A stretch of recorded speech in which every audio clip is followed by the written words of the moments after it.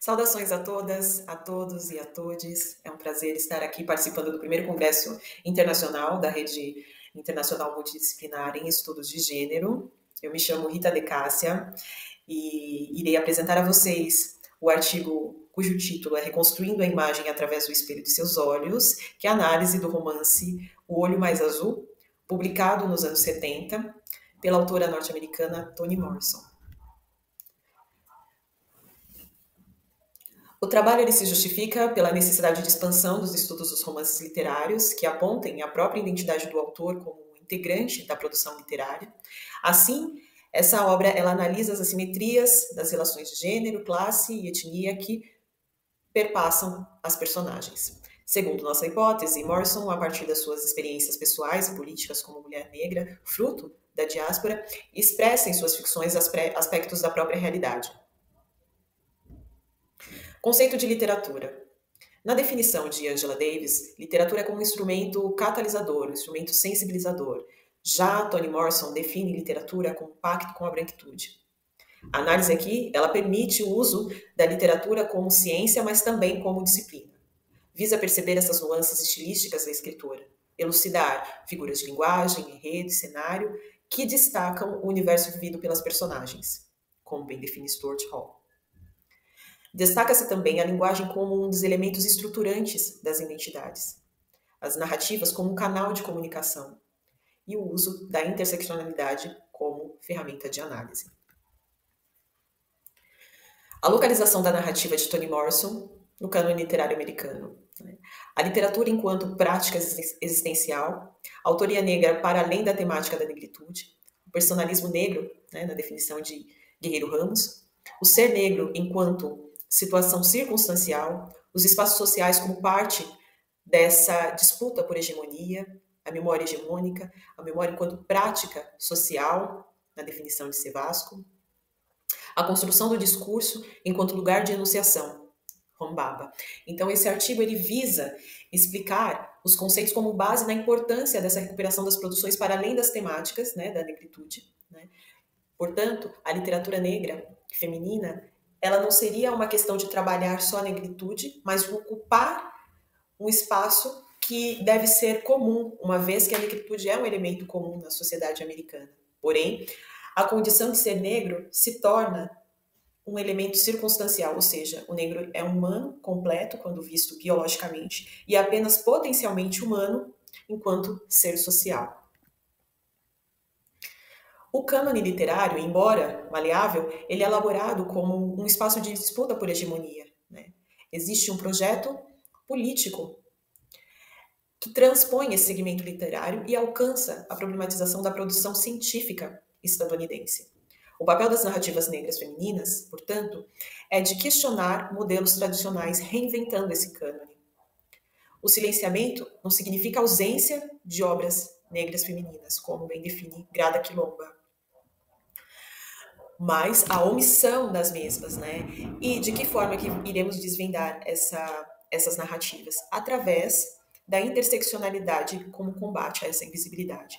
Então, o cânone, enquanto um conjunto representativo de um contexto, nessa tentativa de internalizar as identidades históricas da cultura como força homogeneizante, como força unificadora, na definição de Rombaba, o papel das narrativas e a forma como que as autoras elas se colocam para intervir no mundo. E isso se dá pela disputa por hegemonia, na definição de Gramsci, essa produção de memória no presente. O romper com a prevalência étnica e de gênero em determinados locais sociais, e o disputar o controle produtor dessas memórias.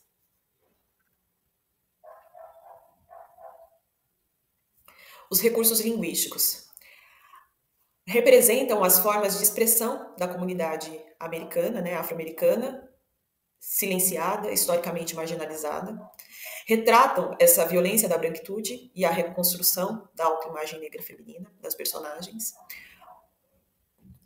O call and response é o recurso utilizado pela autora, o recurso linguístico utilizado pela autora, que é essa interação entre o emissor e o receptor no desenvolvimento da escrita, Então, é como se a autora estivesse dialogando conosco constantemente na narrativa. É uma interação, uma escolha brilhante, que a autora faz. A polifonia ela permite que Morrison reconstrua a imagem negra de forma individual e ao mesmo tempo coletivamente. Cláudia e Pecola, elas retratam essa autorreconstrução realizada internamente por meio dos relatos da narradora personagem, da reconstrução do sentido próprio em comparação ao de Pecola e até mesmo da sua irmã Frida, né? Então, o romance ele traz à tona, para além da violência simbólica e física vivida pelas mulheres negras, a falácia do American Way of Life, ao construir uma narrativa por meio da forma como Cláudia, né, a personagem narradora, percebe e conta de forma analítica essas vivências e das demais personagens, como a própria central do livro, Pecola, da infância até a fase adulta. A perspectiva feminista negra numa sociedade racista e patriarcal. Então, o enredo ele se passa na década de 40, em que padrões da branquitude compunham, né, esse modo de vida americano. Negros ocupavam, por sua maioria, periferias, empregos informais, escolas destinadas exclusivamente a crianças negras, e a falácia da pretensa e dita possível ascensão meritocrática inexistia, pelo menos para aquele tipo de população, né?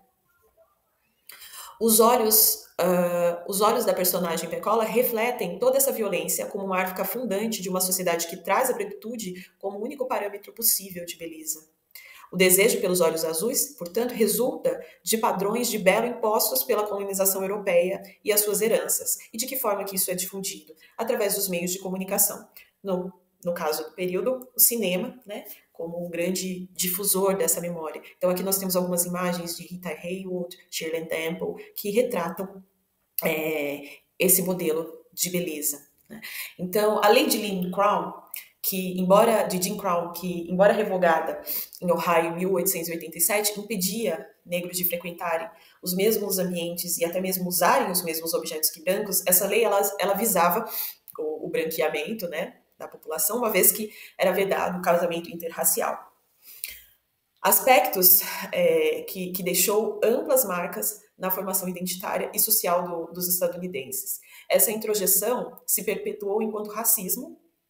Muitas décadas após a revogação, lá em 1930, ainda se via essa segregação, né? E é nesse contexto que se desenvolve a trama do romance O Olho Mais Azul. Narrativa que trata de um grupo de meninas, né, denotando uma realidade discrepante da proposta pelo sonho americano aqui representado, né, o American Way of Life, que destacava que todo cidadão estadunidense teria direito de prosperar, uma vez que esse fato se ligava às suas habilidades e seu trabalho numa sociedade que, segundo o proposto por essa teoria, não possuiria barreiras do sucesso individual, ou seja, um padrão de vida meritocrático, porém que desconsiderava que a origem étnica gerava diferenciações sociais, né, nas quais negros não possuíam as mesmas condições de concorrência nesse mercado de trabalho, desfrutando a meritocracia como as demais pessoas. A criação de predicados positivos para o eu colonizador e para o outro colonizado, novais, o não ser branco se torna um sofrimento, né? Quanto mais próximo, portanto, ao branco, aos valores brancos, mais humano esse indivíduo se vê, né, nas definições aí de Fanon. A literatura negra feminina, como a de Morrison, ela realiza essa contra-ideologia, né, essa contra-hegemonia na definição de Bose.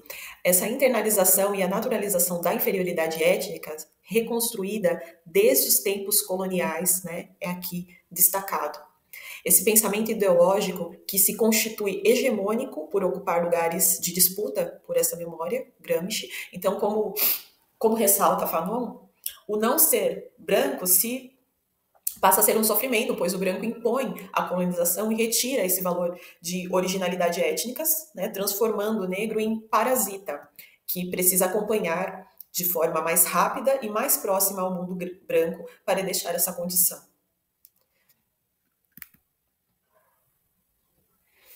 O autodesprezo e o se ver como ruim, no caso de Pecola, também vem dessa falta de representatividade e do fato de se sentir uma outsider written, né? Completamente fora do lugar ela está cercada de referências negro-negativadas, e o branqueamento a aproxima, né, desse referencial positivo, né? Então, ter olhos azuis a transformará, né, dentro dessa lógica, em um indivíduo merecedor de amor e de respeito.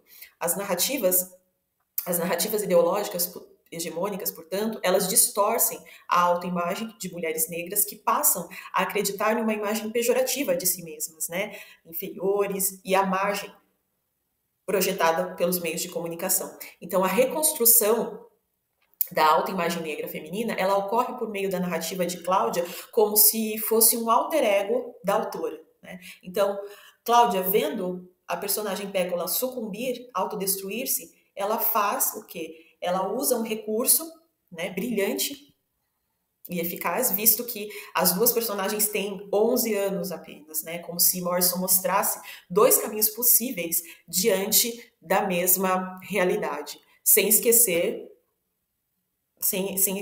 que a vontade das personagens não basta para que os caminhos sejam escolhidos, né? Há que se considerar as singularidades das famílias. Dessa forma, o desenrolar do romance, Claudia McCartney constrói artifícios linguísticos, corporais e psicológicos a fim de reconstruir de maneira simbólica diante do universo infantil, como se o recurso Morrison dá essa leveza, sem tirar a densidade própria da temática, né? Então, a voz de Cláudia é uma desconstrução dessa vivência de Pécola. Segundo Duran, a polifonia ela visa dar força à oralidade, né? Tornar as experiências mais verossímeis.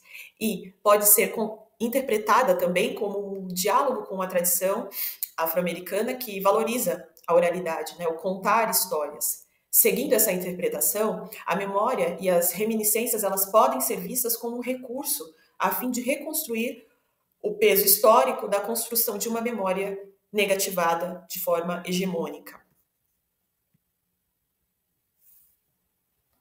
As demais considerações e desdobramentos. A literatura ela não pode permanecer dentro da lógica hegemônica apresentada como luxo, né? Pois os textos literários eles carregam pesos distintos para cada indivíduo que explora a narrativa. A literatura, como ferramenta de transmutação de uma realidade, de ressignificação da mesma, como destaca Audre Lorde.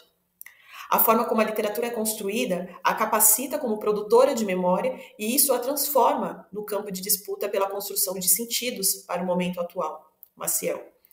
A memória é um processo socialmente ativo, capaz de criar fatos e significados, modelando a consciência do hoje e do passado.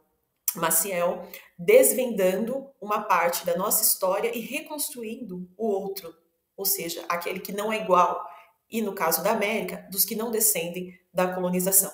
Então, esse artigo ele se mostra relevante para a crítica literária, uma vez que abordou acerca das singularidades que marcam narrativas de mulheres negras, visando identificar percepções de mundo das personagens reais, né, através dos estudos interseccionais das categorias de gênero, etnia e classe, que permeiam as identidades de Pécola, compreendendo tanto o colonialismo e o imperialismo como o globalismo, né? O que está em causa é o enigma envolvido no contraponto pensamento e pensado, conceito e metáfora, categoria e alegoria, né? Então, subsiste a impressão de que o pensamento, em suas variáveis e diferentes formas e modalidades, não apresenta o que realmente está ocorrendo, quais são os problemas e os dilemas cruciais. Aqui nós temos os referenciais teóricos.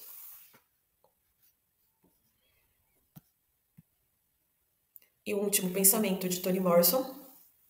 Nós morremos. Esse pode ser o significado da vida. Mas nós fazemos linguagem. E essa pode ser a medida de nossas vidas. Muito obrigada. Foi um prazer participar dessa atividade. E espero que vocês tenham gostado da apresentação. Até logo.